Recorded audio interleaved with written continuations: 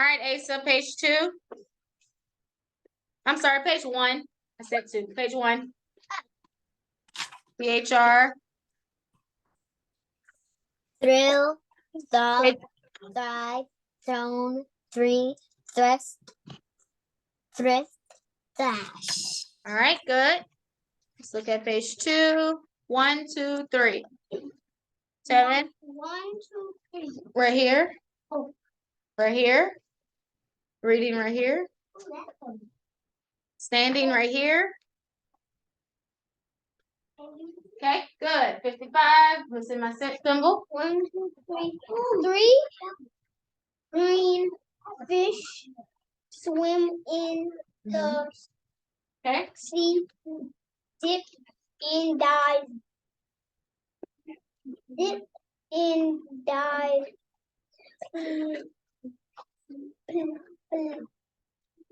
Let's play with me. Okay, good.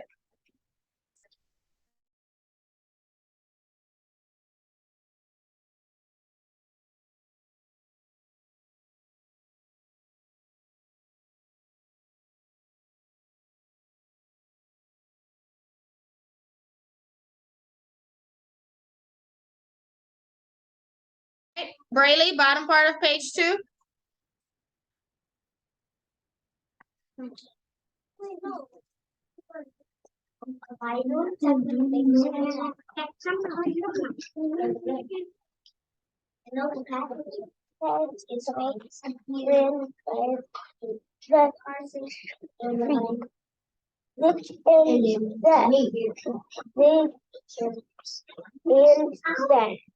Please play with Okay, good. Kendall.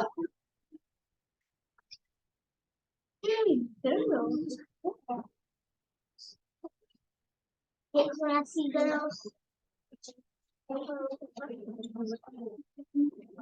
Harder for one day. No. Two, 1, 8, 4, 3, 5, 10, skip, and Wait, what? Wait, just me through.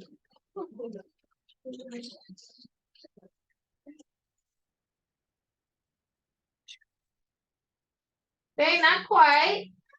Yeah, I think we kind of missed on the steps a little bit, but that's all right. That's why we're gonna refresh. Okay. Let's see. Kinley, come and try it for us. It's all right. We're going to the step. All right. So this is just a little poem. 1, 2, 3. All right. Let's look at page 4. Cairo. ARR. You can read the whole page. Come on. Take away, takes from away for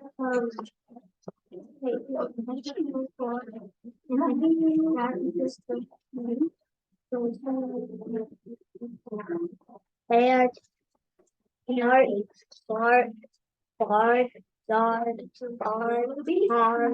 far, far, street song, the star shines in the dark.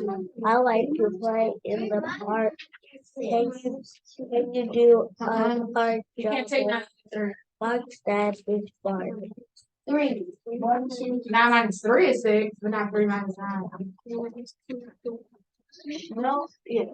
Okay, so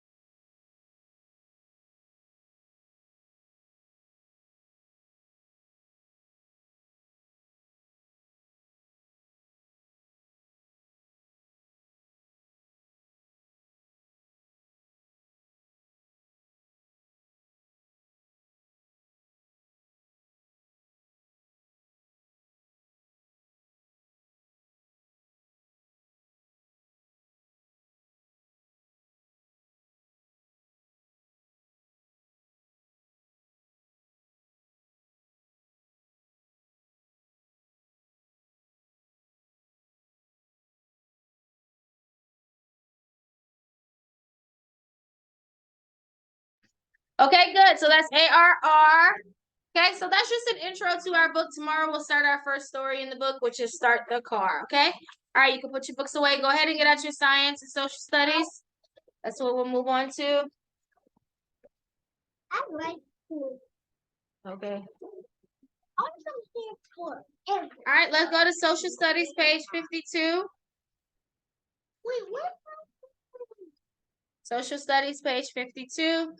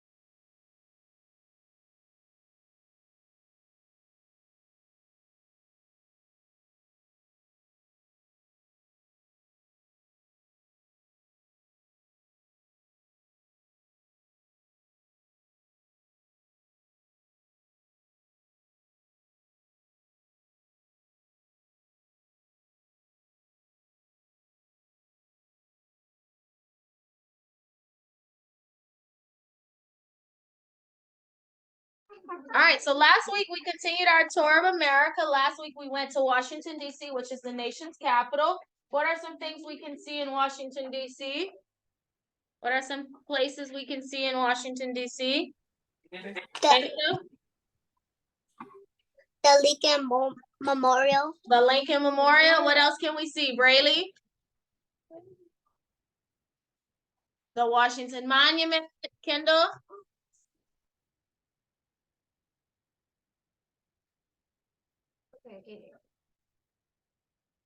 The White House, Cairo. The Capitol, good.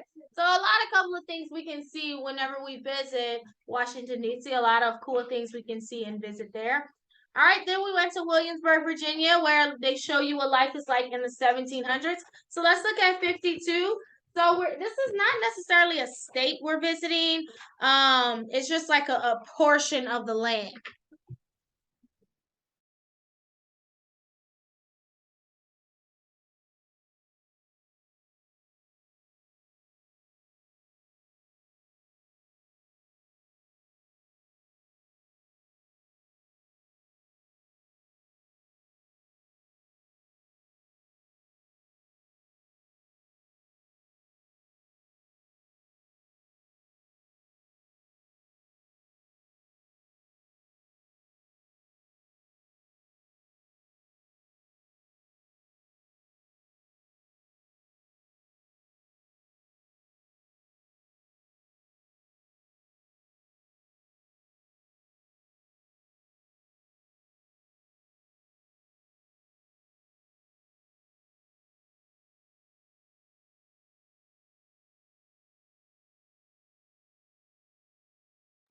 All right, so we are where we were on the East Coast here. We're gonna start transitioning to go towards the west in this direction, but we're gonna stop in this section here and we're gonna talk about two important parts of America that are in this area right here. Well, like here. Okay, so first thing is we're gonna talk about America's largest river, and that is called the Mississippi River on page 52. So as we start to travel to the west, we will cross a river. This river travels through a couple of different states, and it is America's largest river, and it is called the Mississippi River. Okay, the Mississippi River is one of the most important rivers in America because a lot of ships will use this river to get supplies to different parts of America. So it is a very, very important river. So the river empties out here in New Orleans, Louisiana. That is where it empties out into the Gulf. And its travel, it goes all the way. So it ends here and it starts all the way up here in Minnesota. So the Mississippi River is from Minnesota all the way down to Louisiana. That's where it ends. So it starts in Minnesota as a really small stream, but as you start to travel down it, it gets wider and bigger and deeper all the way until it ends here in Louisiana, in New Orleans. Okay? And so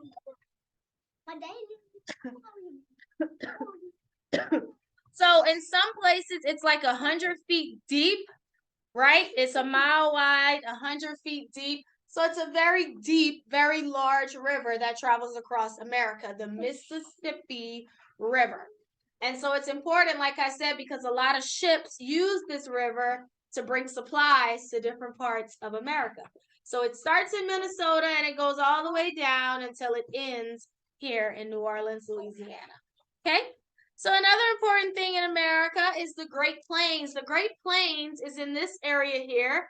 These are like the drier lowlands area. And so it's called plains. Plains are flat land. If you look on the picture on 52, that's how a lot of the land looks in this area where the Great Plains are. The Great Plains, what's important about that is all of the wheat and corn that we have in America, it's grown in that area. So a lot of the wheat and corn that we have in America, it comes from that area, the Great Plains. So not just that, there's a lot of cattle, a lot of ranches also in this area as well. And so wheat, I don't know if you know, but wheat, you can make all types of bread with wheat. And corn, not only is corn used to eat just as corn, but you got corn on the cob, you have cornbread, cornmeal. A lot of ingredients contain corn as well. And all of that is grown in the Great Plains. So it's a very big crop that is planted and that is grown in this area, which we call the Great Plains. Okay.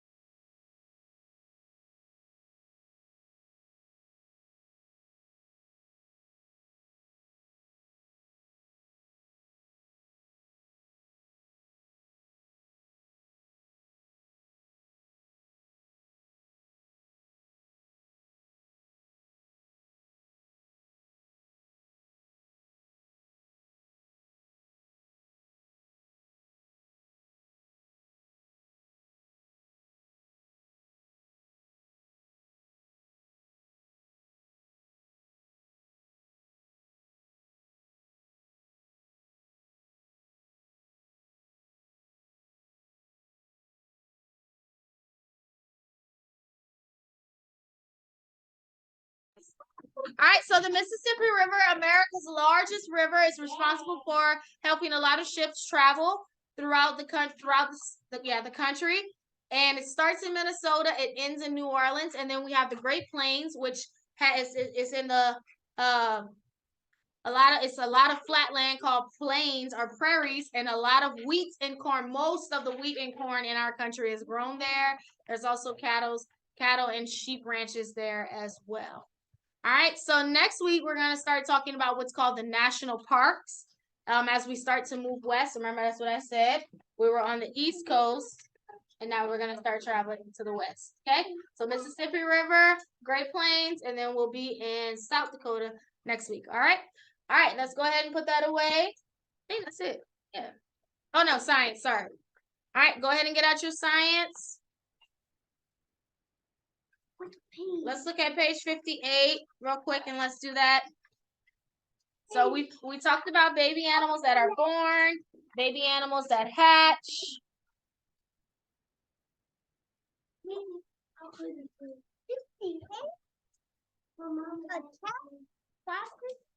Excuse me, Miss Blue Jeans. Huh? I use the bathroom. Oh yeah.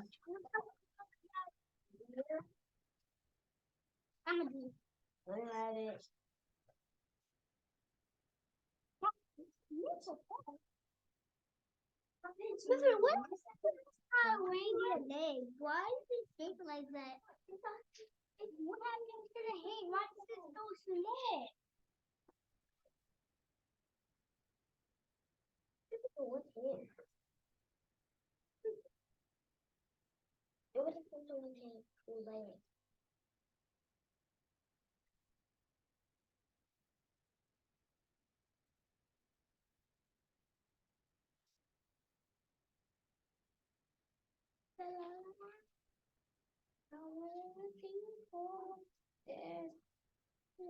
Everybody clap your hands.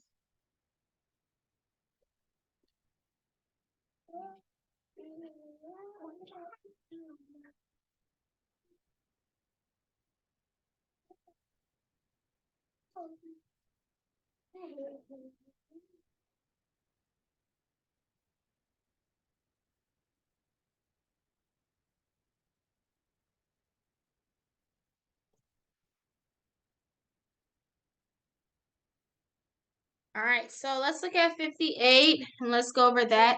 So, because we were supposed to cover it last week, we did. But okay, all babies need to grow. So let's go ahead and draw lines from the baby to the mom. Okay, so look at the top picture. It's a picture of a cat. Which one would be her baby? The kitten. So go ahead and draw a line from the mom cat to the baby kittens.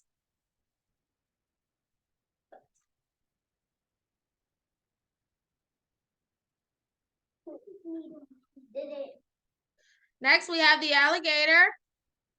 Which one will be the alligator? The baby one at the bottom. Yep, the baby alligator. I think they're called alligators when they're babies. I don't think their name changes. I think the babies are I called know, that's what I said. crocodile. It could be rabbit. All right, next one is a bunny or a rabbit, whatever. Which one will be the baby? The other rabbit, yeah.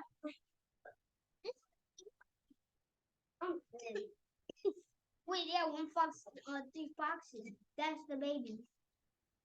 Bro, can you? Oh no, mama. Mama. What I need? What? No. I'm doing. How about you? No, I'm doing the one with my hand. That means I just said. I don't have babies. I never said that. I just did Okay, next we have the fox. Obviously, which one will be the baby? The baby foxes? Yeah. And then the last one, the deer. The baby will be the doe. Oh, baby doe. Which one? Which one's the baby? No. That's not a baby doe. I'm about to do all of them on my head. It's called a baby deer. Really? That's cool. That's a doe. Wait, how does does look? Does look like that. They don't look like their mom and their dad. They have dots on their back. Dots. Yeah. And not the other one. Yeah, because that's the sure do look. Horns. They have horns. They don't. Yes, they do. They have horns. How are the baby hairs kind of small and like the ears are all spreading out so wide like this? Yeah. Bro, that's how a deer looks. Oh my gosh. God made deers. God made them. It is kind of funny. All right, let's look at 59. Let's match the babies to their mom. So the first one, the size of an inch. Which baby is the size of an inch when it is grown? A possum? No. A kangaroo? A rat. Yep, kangaroo. Kangaroo is an inch, size of an inch. I do not. Kangaroo. Wait. The size of an inch? That is a baby kangaroo. I don't know. Great. Oh, is the inch? Okay, next we have the size of a jelly bean. A mouse. Mouse, yep, the mouse. Then we have the tadpole. A frog. Baby.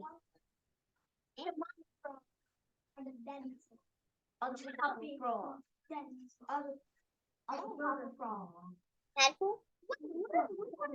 Yep, the frog, and then the last one, obviously, the size of a dime, it will be the possum. The possum is good. I like possum. I want a possum in my pocket. Which one is? What is a possum? I'm a possum. I only live in America. That's where the possums live. In America, all the way in your pocket.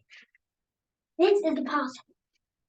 I really want a possum in my pocket. All right, good. Let's go ahead and look at 60, and let's talk about our our animal this week, the elephant. Well, don't you see it? Oh, that's my favorite animal is this. Oh. I want to what's that? It's 60 what? So you're not gonna be able to see it. It's a jellyfish. No, this is my favorite animal. And a baby. million? That because it can turn invisible. It can turn to any color if it touches somebody. It can turn to any color. Yeah, because it have it can turn to any color. Even though it can turn to any color.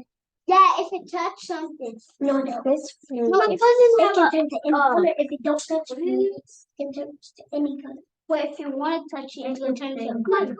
If you have a guinea pig, it's just gonna turn invisible, so you can't see it. I don't even know what a guinea pig is. It's not a guinea pig. I've been getting all those pet animals. What? I don't know what her little dog. All right, the elephant. 91 all the way to 92. Answer. What's another word for answer?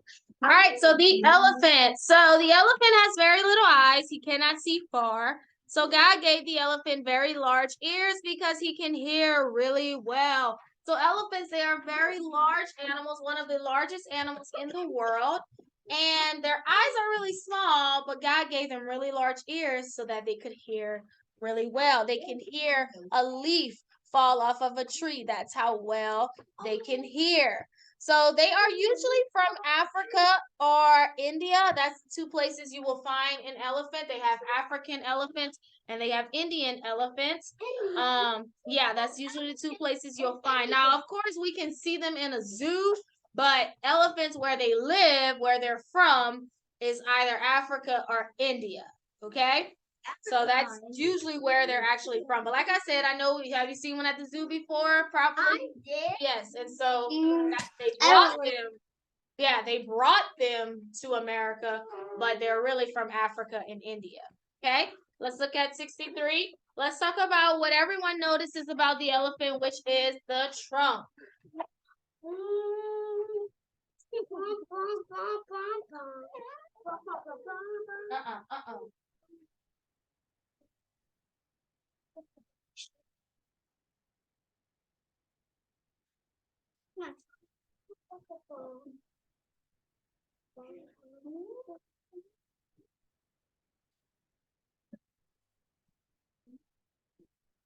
The elephant's trunk. So God also gave the elephant a very long nose, and it's called a trunk.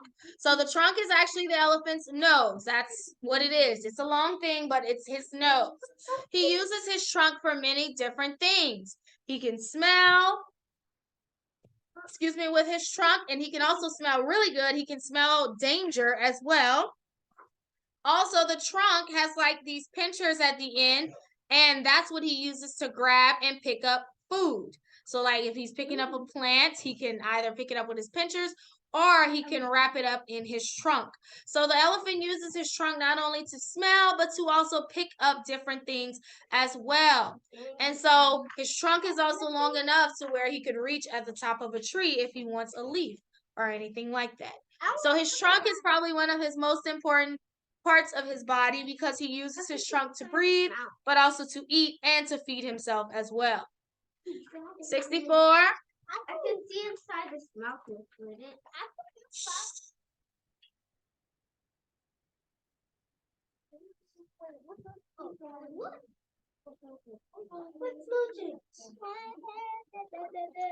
The elephant uses his trunk to also bring water to his mouth to drink. So he, like I said, he not only uses his trunk to smell and to pick up things, but his mouth is underneath his trunk, and he'll use his trunk to pick up things to put inside of his mouth. Also, his trunk acts like a straw. It can suck up water and it can also suck up dust. Because elephants live in like India and Africa where it's normally hot, they need to cool off a lot of times. So they will give themselves what's called a dust or a water shower. And so they'll use their trunk to do so. They'll suck up the water or suck up the dust with their trunk, and they'll spray it on themselves and throw it on them. As you can see in the pictures, that's what they'll do as well. And so if they don't have water, they'll use dust to cool themselves off. So we see that the trunk is used for a lot of things. It's used to pick up things, to smell, and also to give it's like a straw to give itself a water or a dust shower. Okay, 65. You might think the elephant's trunk must be tired, but God planned for the elephant's trunk to work that way. He gave the elephant's trunk thousands and thousands of muscles.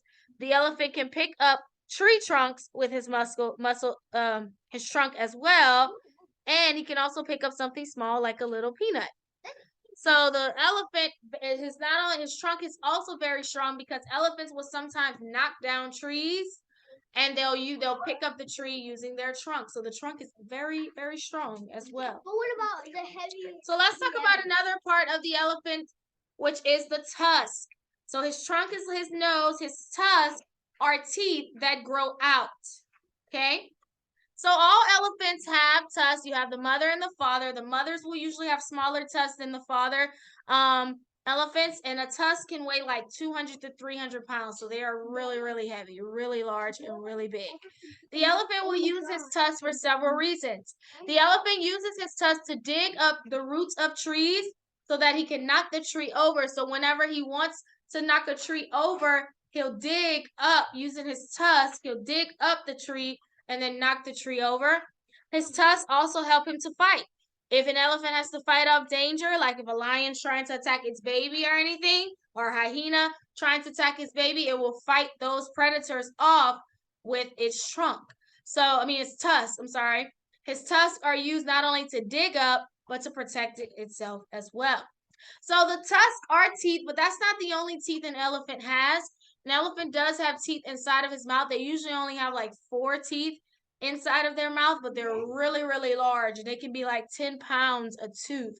And so a cool thing is that a lot of times their teeth will wear down and they'll fall out, but then they'll grow back.